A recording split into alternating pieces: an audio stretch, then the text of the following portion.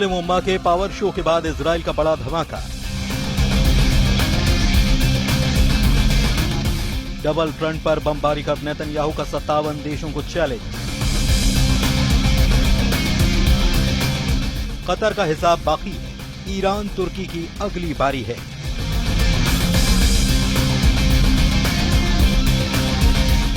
उनतीस सितंबर अरब की नेटो से ट्रंप का एनकाउंटर।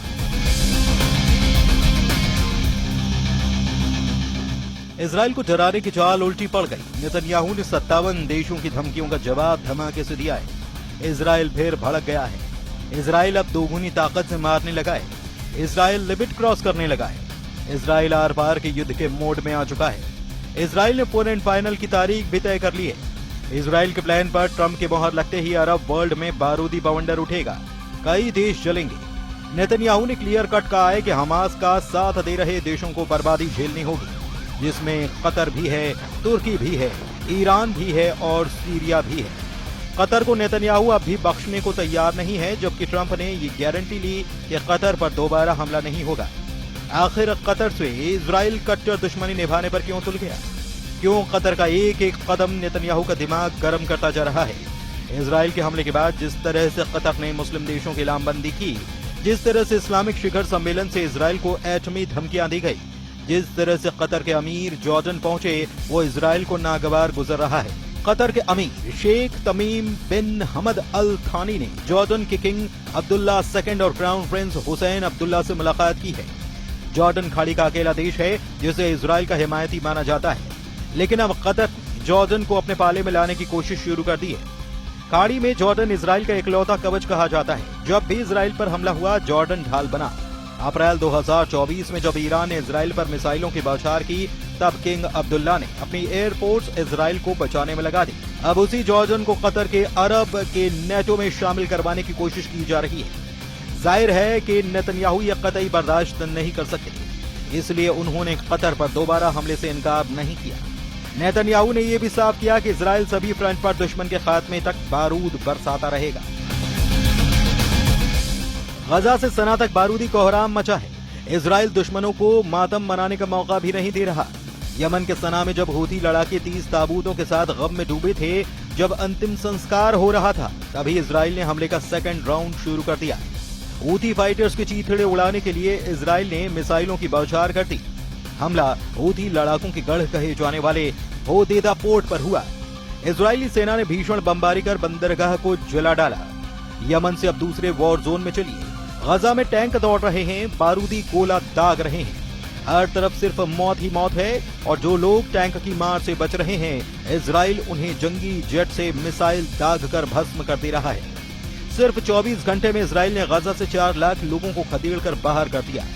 इजराइल ने गजा सिटी में ग्राउंड ऑपरेशन यानी कि जमीनी हमले से हाहाकार मचा दिया है।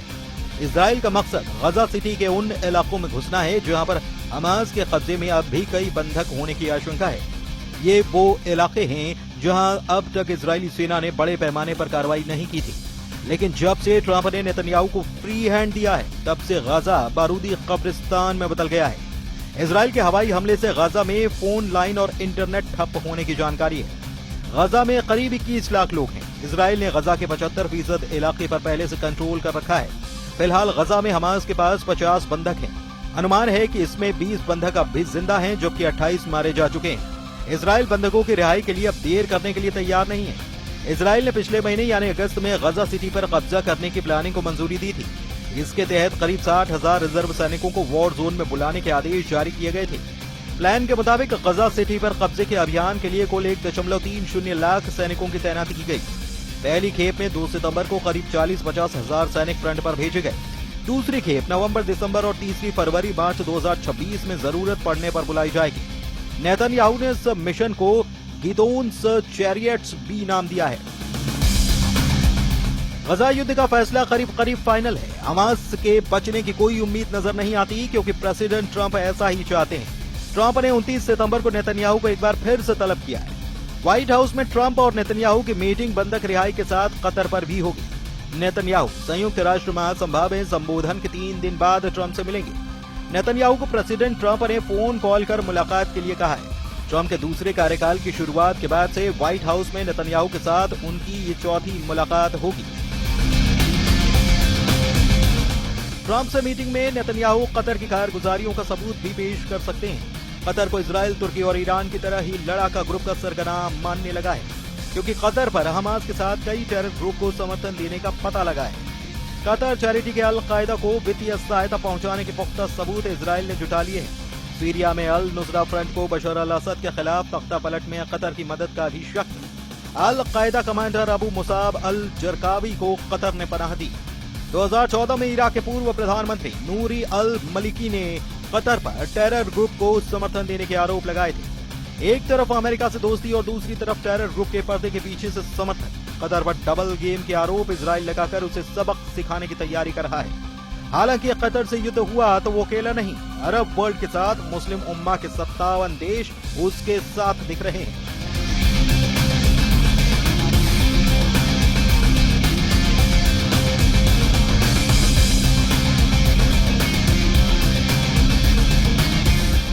आर्थिक रूप से मजबूत अरब देश कहा जाने वाला कतर है तो बहुत छोटा, लेकिन हथियारों के मामले में सबसे बेहतरीन वेपन सिस्टम से लैस है। कतर के पास 36 रफाल फाइटर जेट हैं। कतर के पास 24 यूरो फाइटर टाइफून जेट हैं। कतर के पास 37 F-15 ईगल लड़ाकू विमान हैं।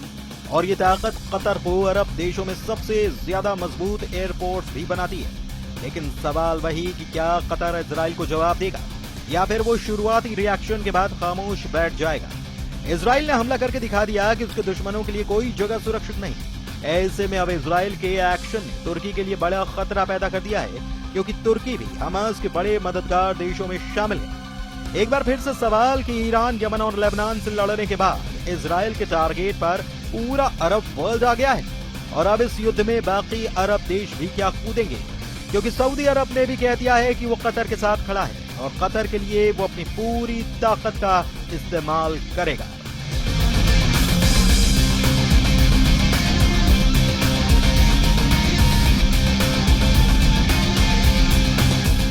इजराइल ने वहां हमला किया है जो सबसे अमीर देश है, जो सबसे प्रभावशाली अरब देश है, जो गैस उत्पादन में बड़ा खिलाड़ी है और फुटबॉल वर्ल्ड कप की मेजबानी के बाद पूरी दुनिया में अपने इंफ्रास्ट्रक्चर का लोहा मनवा चुका है। इस चमक धमक और पावरफुल डिप्लोमेसी को इजराइल के हमले ने बड़ी चोट पहुंचाई है और यह अरब के गुरूर को चकनाचूर करने जैसा है।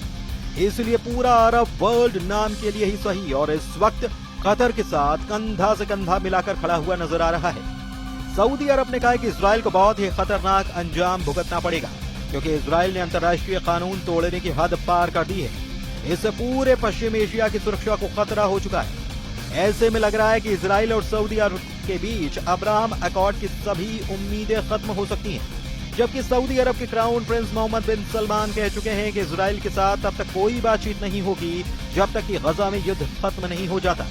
लेकिन अब कतर में धमाकों ने रियाद में सबको अलर्ट कर दिया है। लेकिन इजराइल के साथ अब्राहम अकॉर्ड वाली संधि करने वाली यूएई ने भी इजराइल की आलोचना की है। संयुक्त अरब अमीरात ने कहा है कि वो कतर के साथ खड़ा है। इजराइल के हमले को यूएई ने विश्वासघाती बताया। कुवैत ने भी कहा कि कतर पर इजराइल का हमला अंतर्राष्ट्रीय कानूनों की धज्जियां उड़ाने जैसा है और इससे पूरे पश्चिम एशिया में आग लग सकती है। जॉर्डन, जिसके साथ इजराइल के डिप्लोमेटिक रिश्ते हैं, उसने भी कहा कि वो कतर के साथ खड़ा है और कतर जो भी कदम उठाएगा वो उसका समर्थन करेगा। इसमें कोई शक नहीं कि कतर में धमाकों वाले मिशन को अंजाम देकर इजराइल ने पूरे अरब वर्ल्ड की एकजुटता को टेस्ट कर लिया है। क्या हमास को टारगेट करने के लिए किए गए धमाकों का अरबी गुरूर मजबूती से जवाब देगा या कुछ दिनों के तनाव के बाद सब कुछ ठंडा हो जाएगा? कतर पर इजराइल का हमला इसलिए भी पूरे अरब वर्ल्ड का बहुत बड़ा इम्तिहान है क्योंकि ऐसे ही हमले के बाद ईरान ने इजराइल के खिलाफ ऑपरेशन ट्रू प्रॉमिस चलाया था। दुनिया ने ऑपरेशन ट्रू प्रॉमिस का पहला संस्करण 13 अप्रैल 2024 को देखा था, जब ईरान ने सीरिया में अपने दूतावास पर हुए हमले का बदला लेने के लिए 170 ड्रोन और 30 मिसाइल इजराइल पर फायर की थी और ईरान ने ऐसा दूतावास पर हमले के 13 दिन के बाद किया था। इसके बाद ऑपरेशन ट्रू प्रॉमिस का दूसरा पार्ट 1 अक्टूबर 2024 को देखा गया, जब ईरान ने हमास चीफ इस्माइल हनिया और हिजबुल्लाह चीफ हसन नसरल्लाह के मर्डर का बदला लिया था। 31 जुलाई 2024 को हनिया को तेहरान में ही मारा गया था, जबकि हसन नसरल्लाह को मारने के लिए इजराइल ने 27 सितंबर को बैरूत में बमबारी की थी। इसका बदला लेने के लिए ईरान ने 1 अक्टूबर 2024 को 200 बैलिस्टिक मिसाइल से इजराइल पर हमला बोला था। इसके बाद जून में हुई जंग से तो पूरी दुनिया वाकिफ है, जब अली खामनेई ने ऑपरेशन ट्रू प्रॉमिस का तीसरा दौर शुरू करके बता दिया था कि पूरे पश्चिम एशिया में इजराइल को टक्कर देने वाली सबसे बड़ी ताकत ईरान ही है। ईरान के रक्षा मंत्री ने कहा है कि 12 दिन के युद्ध के बाद ईरान अब डबल ताकत के साथ युद्ध लड़ने के लिए तैयार है। अजीज नासिरजादे के मुताबिक ईरान की मिसाइल पावर 2 गुना बढ़ा दी गई है। ईरान को लेकर बड़ी खबर इजराइल के मीडिया में छप रही है। खबर यह कि ईरान ने अब दूसरे देशों में हथियार की फैक्ट्री बनानी शुरू कर दी है। हालांकि किस देश में इसका जिक्र नहीं किया गया है, लेकिन असल बात यह है कि होगा वही जो सुपर पावर तय करेगा। व्हाइट हाउस से मिले इशारे पर इजराइल हमले करता है। सुपर पावर के हथियारों से इजराइल युद्ध जीतता है और 29 सितंबर की तारीख इसलिए बेहद अहम है।